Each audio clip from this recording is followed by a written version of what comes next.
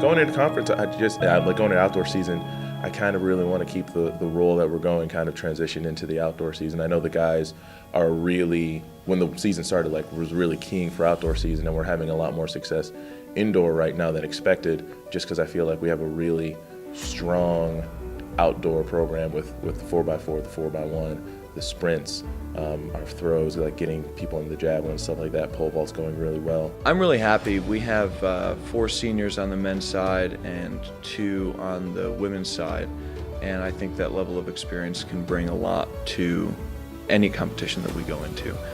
For example, with Dell and Sean, and then we'll see with Stuart in the outdoor season in the javelin. There's a lot of just experience that they can draw from the past 4 years that they've had here that can really help them overcome any sort of nerves or any other types of adversity going into a meet.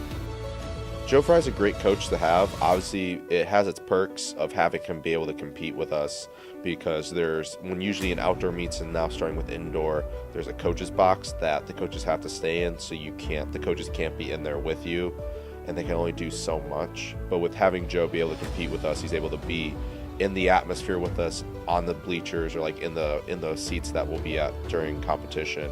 So it's good to have that, to be able to have more of like a hands-on approach with him.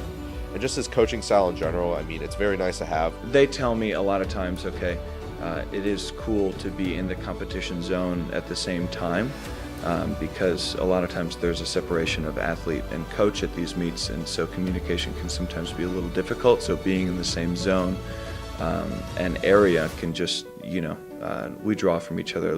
My athletes motivate me just as much as I hope to motivate them, both at practice and in the competition. Really, it's the same kind of thing with professors and coaches. They just care about me, and they care about me more than what I'm going to run on a leg of a relay. They care more about what is going on with me and my heart and my mind, and we talk to one another outside the track, and we hang out outside the track, and so it's really like a camaraderie, like I know that my failures are their failures and my successes are theirs as well, and vice versa. So I've really enjoyed that as well. Ryan Teague's having a great year.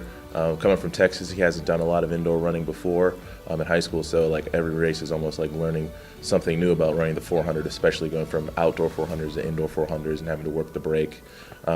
He's just kind of getting stronger every day, which is always a plus, and he's always just ready to go out there and work as hard as he can. He's always real eager.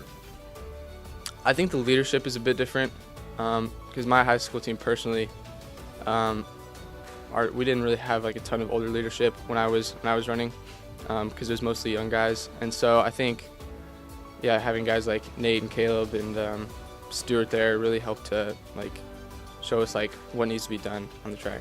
I just want to be a consistent runner. I think that's really been my word as I came back into a track career, is I just want to be consistent. I want to be not all over the map, and want to be able to, like I said, translate my workouts into my actual racing and not kind of drop the ball when it comes to technique at the end of a race or stuff like that. I want to do the little things, and so I think more so than times, I'm really just focused on what am I doing to improve myself as a consistent runner that can be counted upon.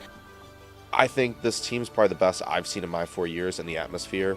I feel like we can do the best this program's ever done, and going into outdoor season, I think we can make a huge splash.